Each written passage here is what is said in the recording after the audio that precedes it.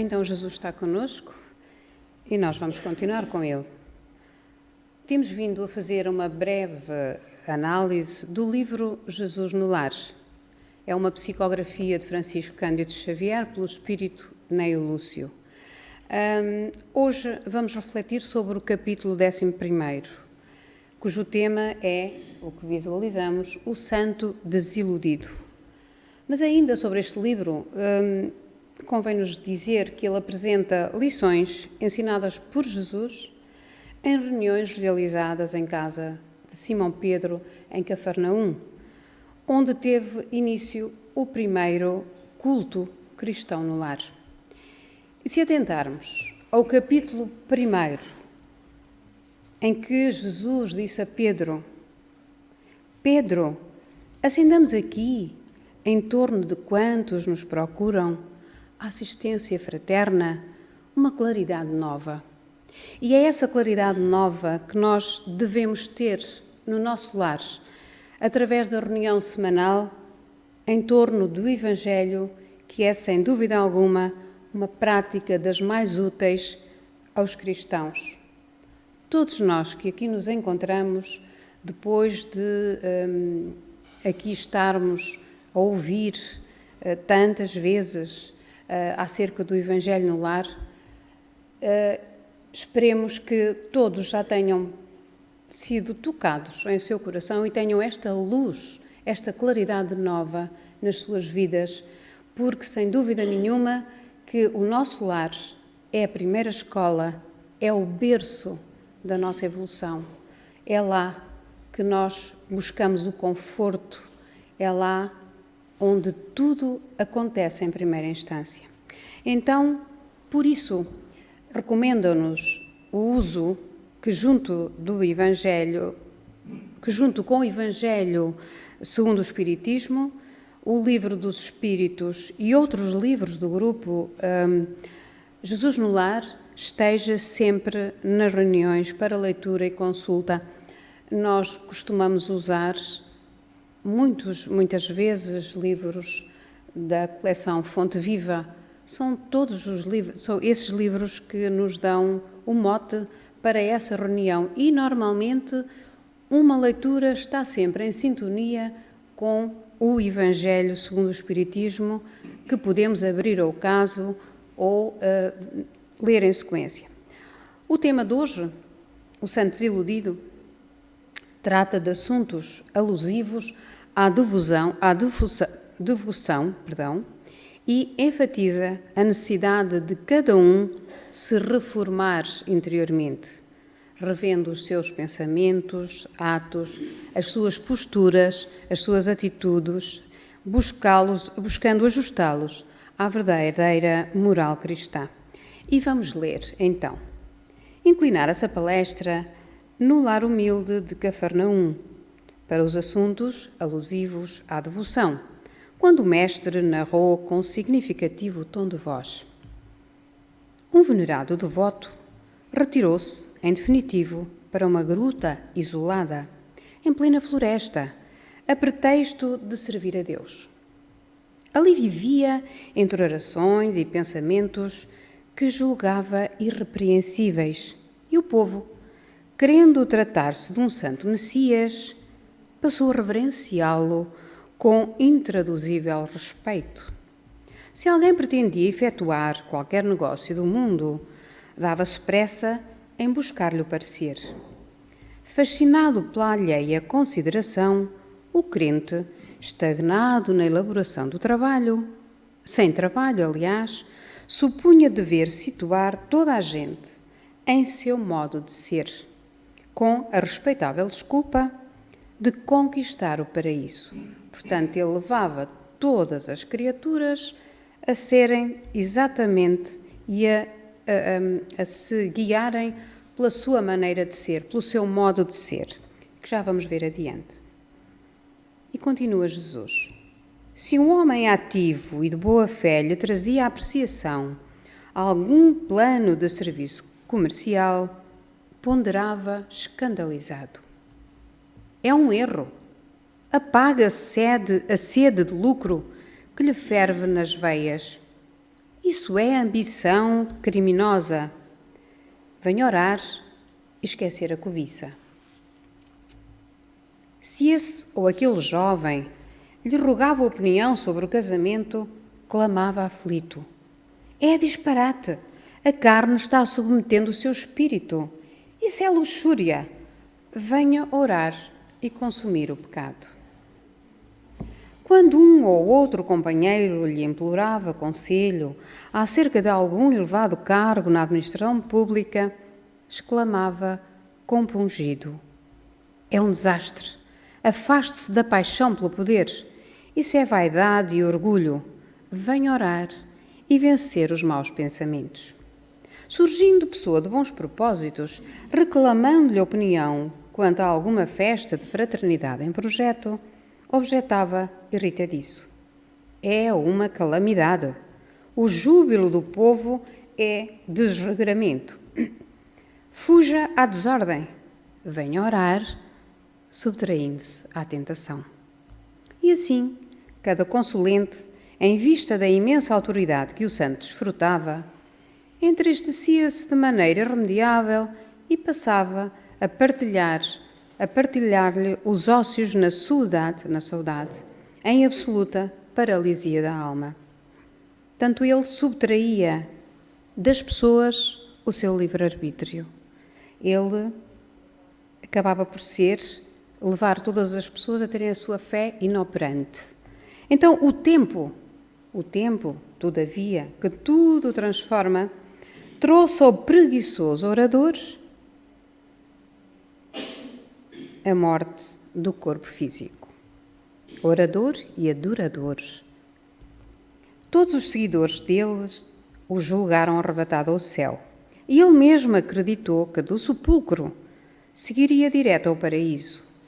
Com inexcedível assombro, porém, foi conduzido por forças das trevas a terrível purgatório de assassinos. Em pranto desesperado, indagou, à vista de semelhante e inesperada aflição, dos motivos que lhe haviam sitiado o espírito em tão pavoroso e infernal turvelinho, sendo esclarecido que, se não for homicida vulgar na terra, era ali identificado como matador da coragem e da esperança em centenas de irmãos em humanidade. Silenciou Jesus. Mas João, muito admirado, considerou: Mestre, jamais poderia supor que a devoção excessiva conduzisse alguém a infortúnio tão grande. O Cristo, porém, respondeu imperturbável: plantemos a crença e a confiança entre os homens, entendendo, entretanto, que cada criatura tem o caminho que lhe é próprio. A fé sem obras é uma lâmpada apagada. Nunca nos esqueçamos de que o ato de desanimar os outros nas santas aventuras do bem é um dos maiores pecados diante do poderoso e compassivo Senhor. Então, consultamos o Livro dos Espíritos, a parte 3, as leis morais, a lei da sociedade. A questão 767, Allan Kardec pergunta aos espíritos acerca do isolamento.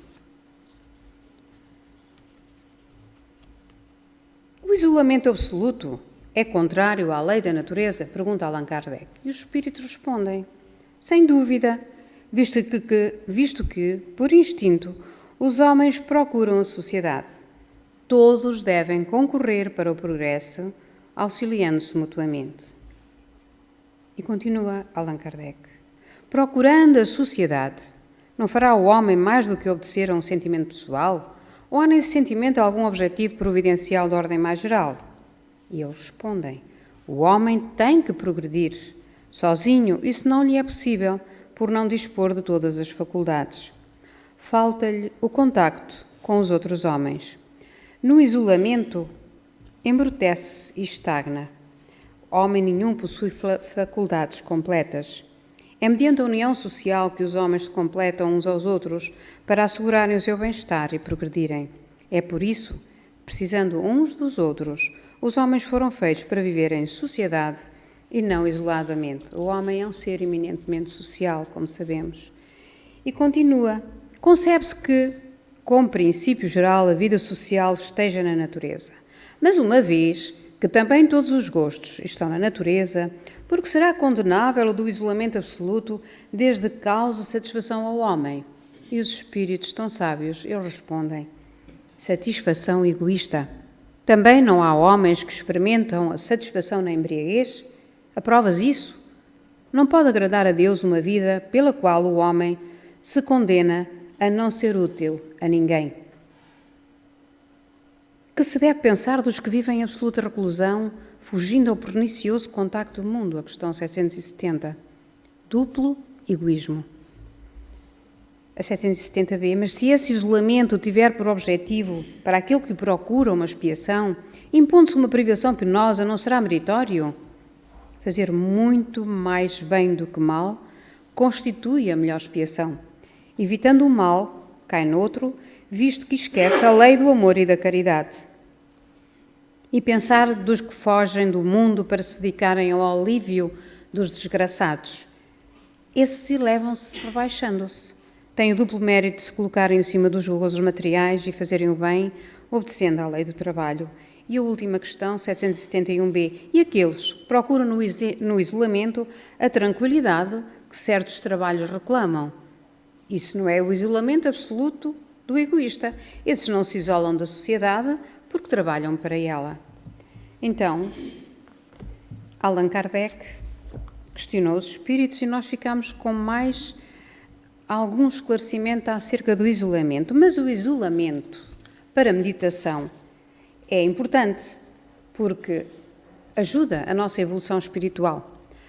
A análise do nosso dia-a-dia, como nos ensina e nos diz Santo Agostinho no Evangelho, quando foi questionado como é que ele conseguiu aquela evolução espiritual, e ele diz, não é por estas palavras, mas fazei como eu fazia. No final do dia, retirai-vos à parte, meditai. Fiz o bem, todo o bem que podia ter feito. Eu feri alguém, eu magoei alguém, e assim, dia após dia, não precisa ser muito tempo, 15, 20 minutos, é um dia, é um momento só nosso. Não é isolamento, é meditação. Mas a meditação, portanto, não pressupõe o isolamento da sociedade, pois nós precisamos estar integrados na sociedade para o auxílio ao próximo, para a nossa evolução espiritual, para limarmos as nossas arestas, para nos libertarmos do orgulho, do egoísmo, da vaidade, para realmente termos a possibilidade de praticar a caridade ao irmão da caminhada, aquele irmão que está ao nosso lado, aquele que precisa de nós. Todos precisamos uns dos outros, como verificamos ali.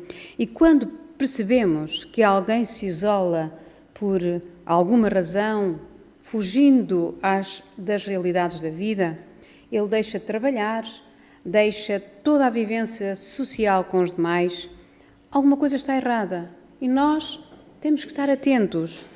Ou ele está num processo depressivo, ou algum fanatismo, ou algum vício, etc. Devemos estar atentos, pois, a quem nos rodeia e compreendermos os limites de cada um para podermos exercitar a paciência, a tolerância, a indulgência, enfim, todas aquelas virtudes que nós já vamos aqui aprendendo e já vamos começando a pôr em prática e que nos permitem, elas sim, a nossa evolução espiritual, que pressupõe, a nossa evolução pressupõe a nossa reforma íntima, que necessitamos de estudar, sem dúvida. Qualquer livro da doutrina, às vezes, dentro da capacidade de entendimento de cada um, às vezes quando abrimos a leitura, essa leitura às vezes não nos toca. Isto não é para mim, não me diz nada. Tudo depende do nosso estado de espírito, tudo depende daquilo que estamos a vivenciar. Então, dentro da capacidade de entendimento de cada um, a compreensão dos textos tem diversas interpretações, dependendo então do grau evolutivo em que nos encontramos. O isolamento do santo desiludido foi a questão da fé inoperante. Ele, quando desencarnou, ele foi considerado homicida. Recordam-se porquê? Porque ele matou os sonhos, matou a esperança das pessoas que o procuravam, pedindo conselho, orientação e tudo mais. Tudo aos olhos dele estava errado. Era só oração e ficavam ali todos em êxtase inoperante. Ficava tudo ali, sossegadinho, em prece, e não pode ser. Então nós não podemos, tal como o santo desiludido, não podemos fazer como ele, não podemos levar os demais a fazer com a sua vida aquilo que pensamos ser o melhor para eles, pensamos que é para nós, pensamos que é para eles, pois cada um tem o seu livre arbítrio, tem o caminho que lhe é próprio, como nos diz Jesus. Temos a crença numa fé que nos fortalece. Um dos objetivos da religião é de nos fortalecermos e procurarmos uma diretriz para a nossa vida. Ouvimos dizer muitas vezes, a vida é tão curta, é para ser vivida, temos que aproveitar. Pois temos que saber aproveitar. E colocamos nessa afirmação aquela forma de diversão excessiva, excessos de comida, a bebida, o sexo desregrado, as drogas, enfim, tudo aquilo que pensamos que nos dá gozo, mas não. Isso não é aproveitar a vida. Pelo contrário, tudo o que é em demasia nos traz prejuízo. E na nossa caminhada evolutiva, devemos ser harmoniosos, trabalhar sem excesso, praticar a nossa fé, sem fanatismos, divertir-nos sim, procurar o equilíbrio em tudo o que nos cerca e nos envolve, procurar um bom filme, o contacto com os amigos, uma refeição. Nós não pelo facto de estarmos a trabalhar a nossa evolução espiritual, nós temos que conviver com as pessoas. Então, temos que ter sempre o equilíbrio de procurar aquilo que melhor nos serve. O santo desiludido demonstra-nos a permanente atualidade da mensagem evangélica e a necessidade de cada um se reformar interiormente, revendo, como dizíamos no início, seus pensamentos, atos, suas posturas e atitudes. A fé sem obras, como nos diz Jesus, é uma lâmpada apagada. Façamos o bem, procuremos ser voluntários e esta casa tem tanto trabalho para oferecer a quem necessita dessa obra para não ter a fé inoperante. Então, que Jesus nos continue a iluminar o caminho e que possamos todos, amanhã, sermos melhor do que fomos hoje, trabalhando a nossa reforma íntima e ficando com Jesus sempre em nossos corações, porque Ele está sempre connosco. Muita paz.